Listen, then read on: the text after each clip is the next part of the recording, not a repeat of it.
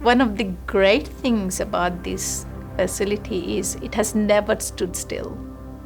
It's always moved to keep with the times, to cater to the science which is evolving with time.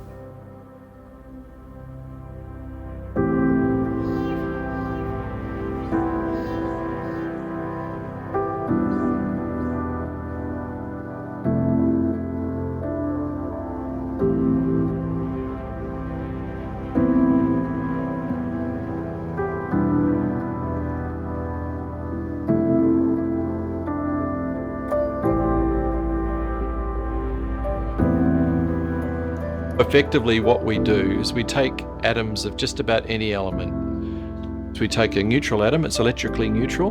We make negative ions of that element, accelerate that down into the tank of the machine, and now that sees the big 15 million volt positive terminal, and it's negatively charged. When something negative sees something positive, it wants to accelerate towards it, and that's what it does. When it gets to the middle of the terminal, we make it positively charged, and now they're positively charged at a positive voltage, so they get repelled downwards. We could have protons going effectively 20,000 kilometers a second. So that's pretty fast. There's a book called Tower of Strength, which was written by Trevor Opel, which is Tower of Strength as in the physical tower. But I would put it that it is towers of strength in people.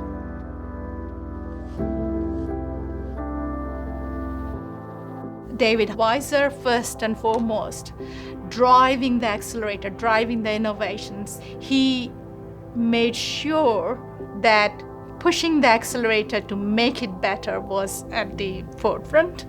There was Trevor Opel, who was doing a lot of instrumentation and detection, George Draculis, and then there were technical people who were innovating, Alan Cooper, there were Howard Wallace. So there was all these towers of strength together, pushing themselves. They were pushing the ideas.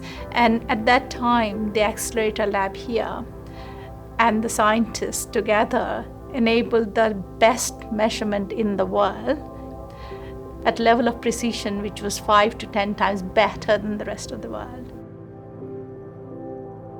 The accelerator was largely controlled with manual knobs and dials, and there was very little computer interaction, and nowadays almost the whole facility is controlled by a computer.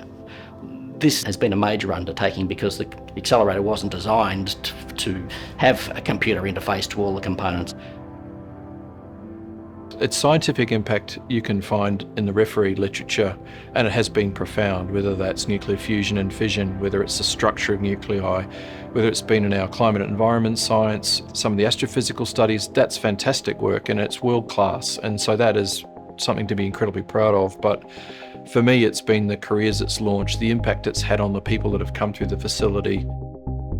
I started at ANU in 1994 and finished at 1998, and my PhD project was in hyperfine interactions and measuring of radiation damage in the novel superconductors.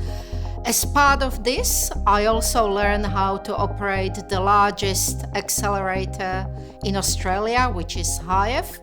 I could directly then translate to the clinical environment at the Royal Adelaide Hospital.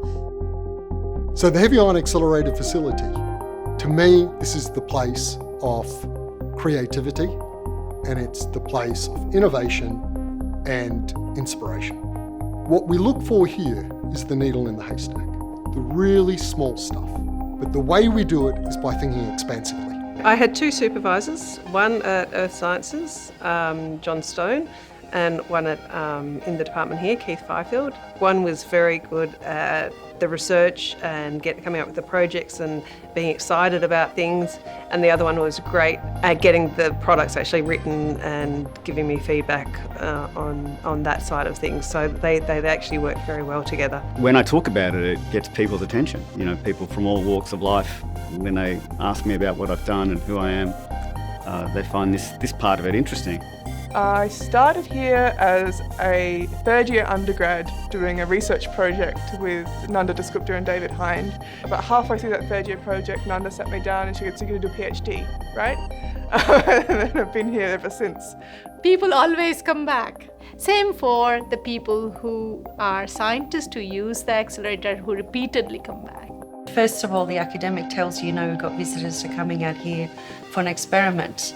And then my role then is to help them on their journey, basically to get here safely, efficiently. And so when they do arrive, they can basically just go and start the experiment straight away. So then I help them with, all the accommodation, even flights. We're like a big family. That's what we are here. If you ask questions from any of the staff, technical staff, or even physicists, they're always super happy to answer you, willing to show students especially, which is kind of refreshing, right? Because they're not just here to, do the business and get on with it, but they actually want to show you what's going on. The collaboration with the academic staff is just superb, and I do enjoy coming in at the beginning of a project and interviewing to find out what they want. They know what they want. They often don't know quite how they're going to get that result. There is a societal benefit to everything that is done in here with the accelerator, but also some of it is blue sky research. That's how we advance. We are human beings. We are curious. We try to find out things. We are working on 2 different detectors. One of them is a crystal detector. We want to use this type of detector to look for the elusive dark matter, which is supposedly making up 85% of the matter in our universe. The ingenuity of younger people sort of impressed me. One of the most exciting new applications for the accelerator for me has been the creation of a beamline specifically for space test radiation. Being able to build a new beamline in a 50-year-old facility really shows off the expertise that has been built up over such a long time and our ability to adapt to these new problems. Obviously Australia has a big push into going into space.